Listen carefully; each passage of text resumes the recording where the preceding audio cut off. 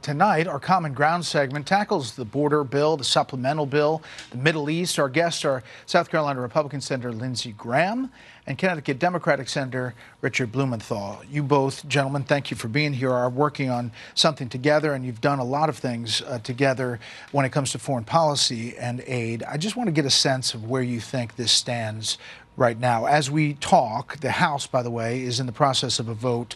We take a live look at the floor of the impeachment vote for Homeland Security Secretary Mayorkas. We're monitoring that. It is going, I think it's the next vote, and there was a question whether they had the votes to do that or not. But let's get back to the supplemental bill on the Senate side. Senator Graham, where do you see this tonight? It seems like Republicans are bailing. Well, I think there are a lot of good things in the bill. Senator Lankford did a good job, I think, but the 5,000 number is way too high. Secretary Johnson in the Obama administration said when you had 1,000, that was a bad day. So I think you should be able to shut the border down when you have 1,000, not 5,000. I don't know what's going to happen tomorrow. We'll see. You put a statement out saying that you were looking forward to amendments. Trying to make it better. Trying to make it better. I don't know if that will happen. We'll know tomorrow. Senator Blumenthal, when you hear the president blame President Trump for the border, it's tough for Republicans and conservatives to look at that and say, come on, you know, you've been in the office. All these people have come in. You could have done executive orders. It's tough to hear that. There's no question, Brett, that we need to reform our immigration system, comprehensive immigration reform. It's a broken system. The border's broken. We need to take back control. But here's what I think is most urgent today and tomorrow is aid for Ukraine and Israel. We need to come together, talk about common ground. I think we have common ground because the Ukrainians are literally bleeding and dying for the cause of freedom, and our security will be at risk. We'll have young men and women fighting if Putin is not stopped and he goes against the NATO ally. That's why Senator Graham and I have been to Ukraine 4 times, and we've advocated for this kind of Ukraine aid, along with aid for Israel, humanitarian aid, and also in the Southeast aid for Taiwan. So when you hear people say, Senator Blumenthal, that the president hasn't used his bully pulpit to talk about why Ukraine is important, and that is why we've seen this shift, how do you answer that, first? Second, the third bill being voted on the House floor is a standalone funding for Israel. And the White House has said the president's going to veto that. How does that factor in? I think, again, we have to maximize our common ground. We cannot aid Israel alone. As much as I've advocated aid for Israel, and I've been one of the staunchest, most steadfast advocates of aid for Israel, we've been together to Israel as well as Ukraine. I think there again, we believe that there is a path toward normalizing relations between Saudi Arabia and Israel, but we cannot forego aid to Israel at this point, along with aid to Ukraine. Both involve our national security, and both are urgent. Yeah, I would just say this. If you think getting out of Afghanistan was a bad idea, you're right. If you think letting Putin win in Ukraine and it doesn't matter to us, you're dead wrong. China's watching everything we do. So let's help Ukraine. No American soldiers are involved. They're taking the money and the weapons and they're destroying the Russian army. 50% of it's been destroyed. It is in our interest for Putin not to win, because if he does win, there goes Taiwan. As to the president, he could secure the border. He has the power. He's chosen not to. But so do you think the voices in your party, Senator Graham, that are very loud about not funding Ukraine, there were loud voices about getting out of Afghanistan. All I can tell you, if you know anything about the history of Europe, when somebody takes a country by force of arms and you think it doesn't affect America, you missed all of World War II. If you don't think China's watching how we respond to Putin's invasion of Ukraine, you're crazy. So if Ukraine goes down because we pull the plug, you're going to be spending a lot more money, and you're going to have American soldiers involved because Putin's not going to stop. If you don't believe me, listen to him. All right, you all are working on something together.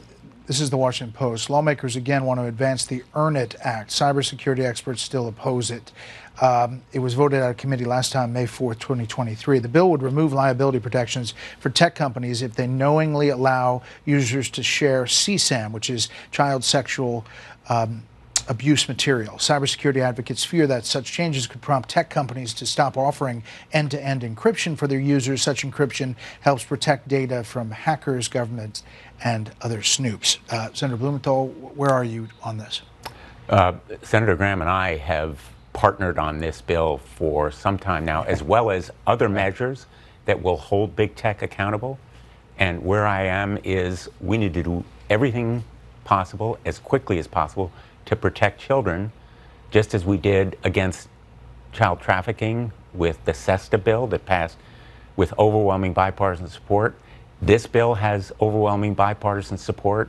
Republicans and Democrats are for it, and child advocates, law enforcement, it has broad support out there in the community.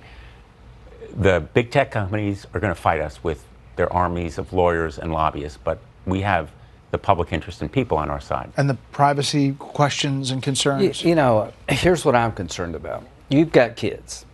If you got kids or grandkids, it's a pretty tough world out there. There are over 20 million sexually explicit images marketed to children every year. Children are being abused by pedophiles, and that abuse is put on the internet so other pedophiles can watch. I want to stop that. You should be able to sue these companies that do this to your children. Under our law, you can't sue them. So what are we trying to do? We're trying to tell every social media platform, if you recklessly or knowingly share sexually explicit material involving minors, you can be sued. And until they can be sued, they're not going to stop. Senator, I want to put up a live picture of the House floor. They just started this vote on the impeachment of Secretary Mayorkas. It looks like it's going to be close, but they wouldn't be going to the vote if they didn't have the votes. What do you make of this? This is not a common ground element, obviously, between the two of you, but what do you make of this effort? Well, I'm disappointed in Mayorkas, too. I'll be in the Senate along with Senator Blumenthal. We'll judge it when it comes up. We hadn't impeached a cabinet officer in 150 years. We're making, you know, I'm very disappointed in the way he's handled his job, but we'll see. But just one fine, you know, we're talking about all the things that are right in front of us, but what we're trying to do is get the largest companies in the world to change their behavior when it comes to children. You cannot sue these people if they do bad things to your children. I am trying, along with Senator Blumenthal, to break the grip they have on Congress. If you care about your children and grandchildren, support us. And let me ask one more point, just so everyone understands. This provision of law that gives them complete immunity is nearly unique. They have this protection that dates from a time, the 1990s, when the internet was a nascent thing. And Meta now, along with all these other big tech companies, are among the most profitable, biggest companies in the world, and yet they still have this immunity that prevents kids who are exploited. They are the product, not the consumers, from taking any action. You know, Senator Blumenthal, let me just ask you this. You know, we see every day the president comes out and gives some statement like he did today and throws in the MAGA stuff, and we see the back and forth. We see this effort on Capitol Hill right now to impeach the Secretary of Homeland Security. It seems like it's very divisive. What do you say to people who look at this place and say it just doesn't work? I say, watch us on the Kids Online Safety Act, where we have common ground. Watch us on Earn It, where we're trying to protect children. Watch us, hopefully, on Ukraine and Israel and Taiwan funding. Watch us in the time ahead, because I am hopeful, talking to my Republican colleagues, working with Senator Graham and others like Senator Blackburn on the Kids Online Safety Act, and I don't mean to get them in trouble, That's but okay. We have the potential for real partnerships like this one, and I think it matters to our national security. Last word. Okay, last word here is every parent and grandparent feels they've lost control. What happens on social media can destroy your children's lives, and there's nothing you can do about it because you can't sue these people. We're going to change that. Mayorkas may get impeached tonight, but there's not 67 votes to remove him in the Senate. There are votes in the Senate if we never get the damn bill on the floor. So what we're going to do, we're going to make sure the Senate responds. Judiciary is the hardest of the hard. This passed unanimously. I pledged you, if you're worried about your children and grandchildren, Senator Blumenthal and I and everybody on the Judiciary Committee is going to make the United States Senate vote on a bill to protect your children. Well, Senators, we appreciate the time. Breaking news night. Thanks for coming over here. Thank you.